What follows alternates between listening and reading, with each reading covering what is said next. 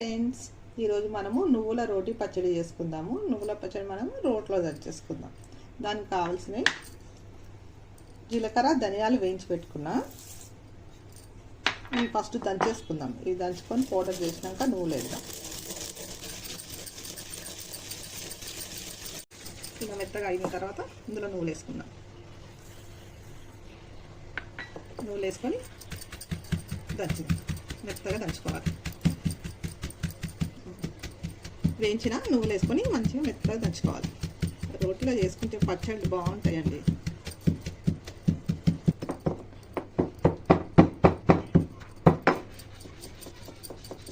కావాలండి. మెత్తగా నువ్వులు దంచిన తర్వాత ఇది ఒక దాంట్లో తీసేద్దాము. ఇందులో పచ్చిమిర్చి వేస్తే మళ్ళీ దంగదు కదా, పైకి వచ్చేస్తుంది. ఇది తీసేసి పెట్టుకుని మనం వెల్లుల్లి వేసుకుందాం. 5-6 వెల్లుల్లి వేసుకుందాం. వేయించి పెట్టుకున్న పచ్చిమిర్చి అండి, వేయించుకున్న నూనెలో వేయించి పెట్టుకున్న పచ్చిమిర్చి, 1 స్పూన్ ఉప్పు వేసుకోవాలి.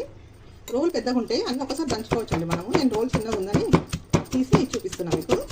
కొంచెం మెత్తగా అయింది కదండి. దీంట్లో మనం ఒక చిన్న నిమ్మకాయ సైజ్ అంతా చింతపండు వేసుకుందాం. చిన్న నిమ్మకాయ సైజ్ అంతా చింతపండు వేసుకొని అది కూడా దంచుకుందాం. చూడండి, ఇలా మెత్తగా అయిపోతుంది. మెత్తగా అయినాక ఈ నువ్వుల పొడి ఉంది కదండి, ఇది కూడా ఇందులో వేసుకొని రుబ్బేసుకోవాలి. మనం అవసరమైతే కొన్ని వాటర్ వేసుకోవాలి. వాటర్ వేసుకొని దంచుకుందాం. చూడండి, ఇలా దంచుకున్నాం కదా. ఇది అంత మెత్తగా కావడం అవసరం లేదు. కొంచెం కచ్చపచ్చ ఉన్న మంచి టేస్ట్ ఉంటుందండి. ఇప్పుడు చూడండి, బౌల్లోకి తీసుకుందాం.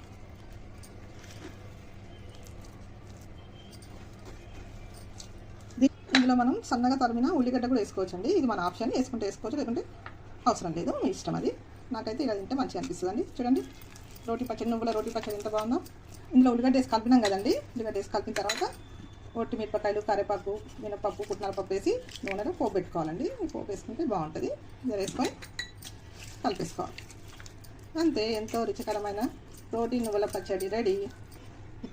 చూడండి, రుచికరమైన నువ్వుల రోటి పచ్చడి రెడీ.